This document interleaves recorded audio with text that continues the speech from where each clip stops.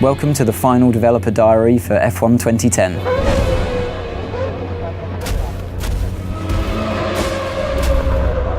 At the beginning of the game, you don't start off as a test driver, you start off as a driver that's managed to secure a seat in a team at the beginning of the year. You know, in the real world, before you go to a track, before you start the season, you're fully aware with your team what the expectations are. Depending on the kind of difficulty level that you've selected, that determines the teams that are open to you at the beginning of the game. You always, as a driver, want to be beating your teammate. That really elevates you in the team. It also alerts the other teams to your ability. The garage is a key location in the game. You've got your animated crew working on your car, your race engineer feeding you intel.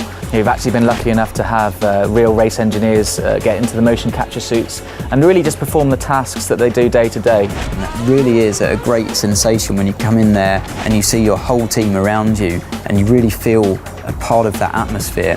When you talk to teams and you talk to drivers, they don't actually do the level of car setup work you would normally see in a racing game. You're not going there with the wrong gear ratios, with the wrong aero for that circuit. It's up to the driver to just finally tweak the car to your style, not to make drastic changes. The expectations from the driver playing the game are the same as what they would be in real life, given your machinery.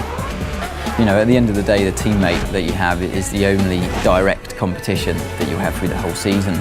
There's a strange balance of having to work together, but also a desperate competition. Where it gets a little bit personal is when it comes to events like qualifying and the race, definitely, where you're just out there to beat him no matter what. Your agent, the media and the paddock itself are your feedback mechanism for how well you're doing in the game.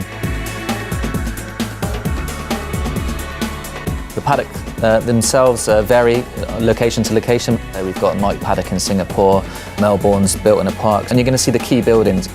So the paddock's going to get busier, more press there, more pit girls hanging around, more rival drivers interested in you, the better you do on the track. We've got two different types of media in the game. You've got the impromptu media and you've got the press conference. When you speak to their characters in the press conference, it's usually about your race weekend performances. They're not so sensationalist.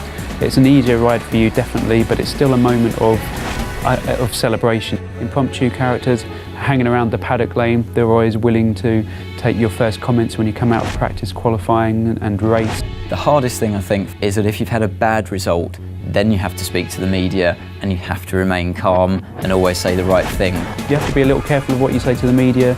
Sometimes you'll say things in the heat of the moment. You're the only one that you can blame at the end of the day if you slip and open your mouth and say something you shouldn't have. When you finished on the podium, it's 1, 2, 3, you can tell the press conference characters all about the race weekend.